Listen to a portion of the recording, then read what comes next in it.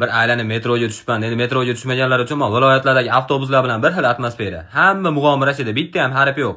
Haligi chiqib joyiga o'tirib o'zini o'lganga soladigan studentlar ham, haligi yoshlarim aynib ketibdi deb bo'sh kelmasdan doim biroz joyiga ko'z olaytirib turadigan opalar ham xuddashida. Drujbadan chiqdik. Drujbadan chiqdik. 78 ta odam mikrofon ko'tarib savol-javob qilib yuribdi. Bittasi shunday oshnam oldiga kelib turib, "Baxt degani nimani tushunasiz?" deb qoldi-yu. Baxt degani haligi oshnam 3 asdan o'tib hali akaman birga kelgan metroda bilasizlarmi? Turib olib turib, qonini biroz betiga qo'yib ketadigan aka bor-u. 3 asdan o'tib betini yami menga qarab keldi, qolgan yami akani qonida kelgan. Cheres akani kindigidan nafas olgan burnini manot eshigiga. Baxt deyapti haligi oshnamga. Baxt degan so'zga oxirgi marta adabiyot kitobida yaqin kelgan 7-sinfda haligi oshnam. Go'sht mayli oxirgi marta qachon ovqat yeganini eslolmaydi. Tek ko'rsa tishini orasidan akani betiga tupurib qo'ymas deb. Aytyapti u, aka deyapti, qo'ying mushot o'raman hozir deyapti. Asab srogi o'tgan deyapti. Aylanib razvorotman tepaman, oyog'im 3 sekund qulog'ingizda peresadka qiladi, jag'izga kelib qo'nadi aka qo'ying dedi. Hali aka yaxshi tushundi.